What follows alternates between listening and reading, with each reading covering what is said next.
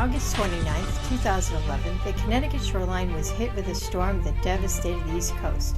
Millions without power and homes destroyed. Connecticut residents were left in shock. This is the story of Hurricane Irene.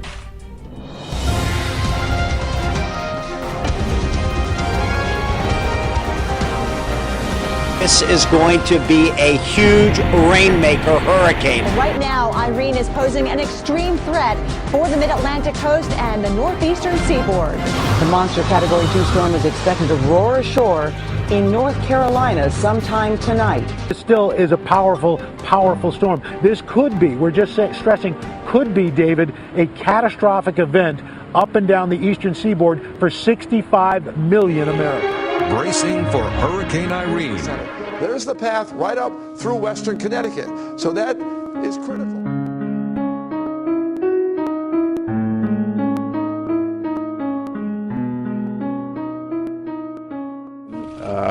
Obviously, we would hope that the storm doesn't hit, but we have to do everything in our power. We have to be prepared. We have communicated to municipal officials that they need to spend the hours before them in preparing their communities in a number of ways. The governor spent the day huddling with emergency management officials and representatives from the state's cities and towns, some putting together plans for mandatory evacuation. Telling people that the storm was coming. Of course, they knew it from the news, but they don't always listen to the news. So we started sending out reverse 911 calls a day ahead. Part of our preparation was that when we saw that the governor had established a state of emergency for the whole state, the Board of Selectmen had a meeting on Friday and declared a state of emergency for the town effective noon on Saturday. And every year in August, essentially, we get together, all the department heads and the fire departments and the police department, the ambulance, and all the other town departments get together and discuss our preparations for the upcoming hurricane season. We're here to protect the public, and in the event that the public calls, they're expecting us to be there. Hurricane Irene is more than 1,200 miles away, but already there's an impact in Connecticut, as municipalities are getting their action plans ready if the storm slams the shoreline and points beyond. We've studied that. We've looked at the routes. We've looked at Category 1 and Category 2 slosh maps on what roads would not be accessible. We've made plans to staff our shelter, and we're bringing resources in to do that. We go over some of the assets that we've put aside for storms. We have some cots stored away. We have some blankets stored away. We have some other emergency supplies that we've bought over the years. I simply urge all Connecticut citizens to now take some time over the coming day and a half or so to be prepared for this emergency. We were advising people, of course, before then that they should make sure they have bottled water, or at least water available, fill up their bathtubs, because a lot of our people are on wells, which means no electricity, no well water.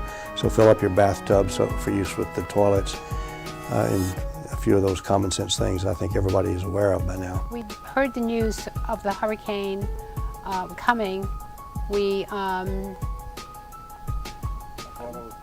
bought, yes, my friend brought coolers. We knew that we were going to lose our power because we lose the power here for practically nothing. For the storm, I did a lot of things. I filled 2 bathtubs full of water, and I should have filled 3 because we ran out of 2.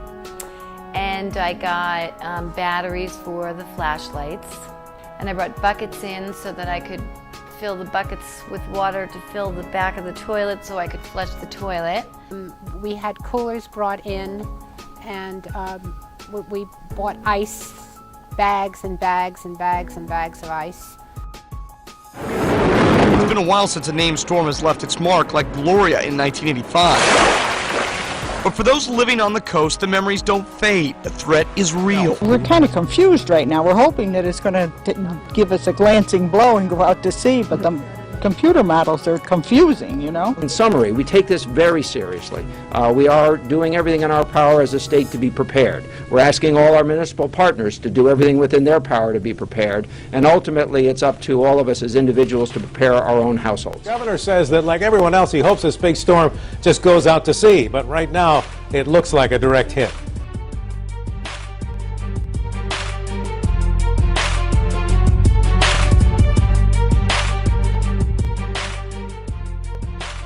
The East Coast on high alert this morning as 65 million Americans prepare for Hurricane Irene. And some of the biggest cities in the country, including New York, remain directly in her path today, Friday, August 26, 2011.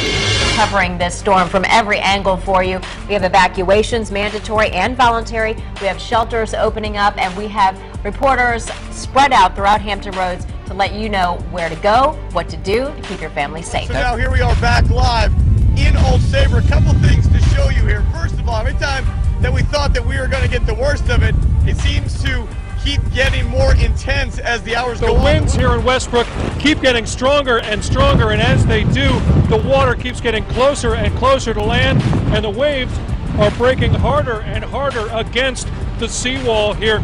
The homes here are right next to the water, so folks here are just hoping that the water doesn't come up any higher than it is right now. Have you ever seen the sound look like this? No, never. I've never seen any water look like this. That's the thing I ever saw. This Long Island Sound looks like the Pacific Ocean. We are seeing definitely the highest water levels we have seen. Gil has it exactly right. We must be looking at high tide right now, combining with the storm surge, because I can't even go down where I was anymore because it is covered with water. Now the water is definitely up here.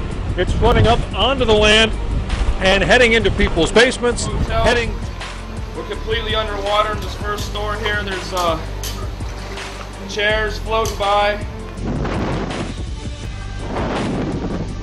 Well, at the height of the storm, several things were going on. Number one, there were trees coming down. We had trees that were blocking roads, and trees, if there were no wires involved, then our own police and public works people and fire department were clearing the roads, at least pushing it off to the side so that we could get through. Our biggest concern was being able to have emergency access to all parts of the town should something happen.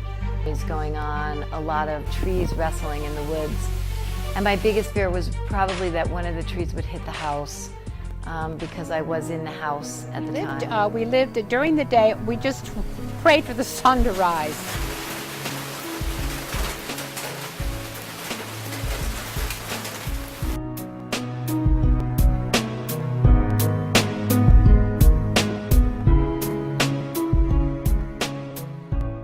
Hurricane Irene made such a mess here in Connecticut, and some of them are still waiting patiently for a helping hand. The Niantic Bay Boardwalk is closed because of Irene. People are once again trying to get assistance to replace the food they lost during Irene. Any water at all, hard to come by in Old Saybrook, a town where a lot of people have wells. That means when the power goes out, you don't have any water.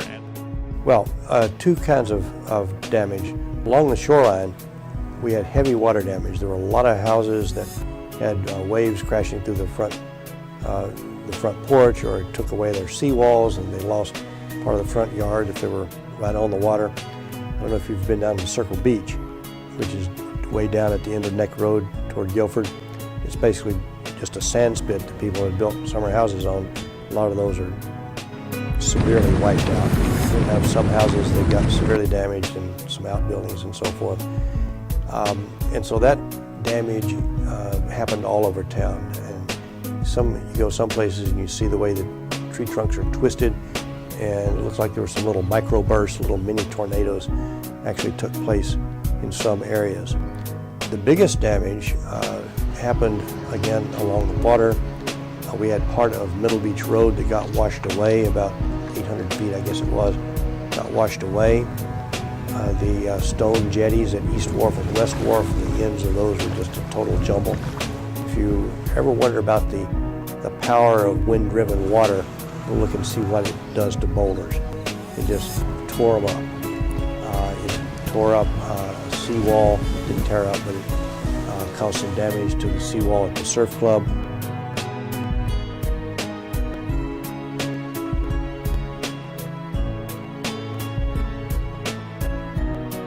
Had a lot of trees down in the away from the driveway. One of them fell over the driveway, but it wasn't that big. We were able to move it. Monaco's neighbor's tree came crashing down during Irene, the massive branches landing up against the back of his house. I couldn't come out.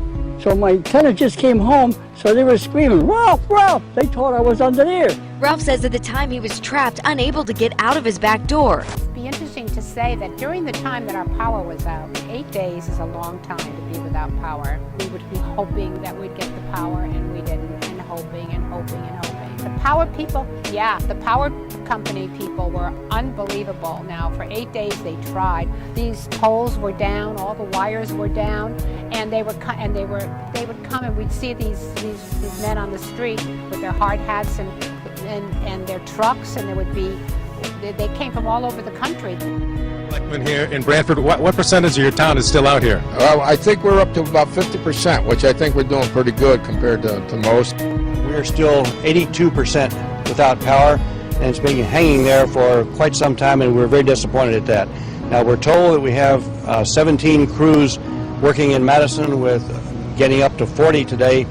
Our town, as of last night, was close to 90% still in the black, so to speak. In Guilford, it is pretty much the same as the rest of the shoreline. We have about still 75% without power. Is there anything you especially need from anyone at this point? Line crews and clearing up the power. That's the key thing. From you. Now, the August 28th storm came ashore here in Connecticut, knocking out power to a record number of homes and businesses. The General Assembly is looking at what worked and what didn't, and how to better prepare for the next big storm. It took people weeks to get their electricity back, but now we caught up with some people who tell us the power companies reacted as best as they could. I thought they did a marvelous job. The people that don't realize the extensive damage that was there. I think they had a huge event that I don't think they really expected it to be that bad. So I think they did a great job for the amount of mess it was to clean up. The costs that the town expended that were likely to get repaid by FEMA for much of it is probably on the order of $250,000. At least on the immediate costs for and that includes labor costs for police overtime, public works overtime. There's some big time, longer term costs that the town's going to incur for rebuilding roads on a permanent basis, and rebuilding the two wharfs, East Wharf and West Wharf, that were severely damaged. And probably some work down at the Surf Club Beach also.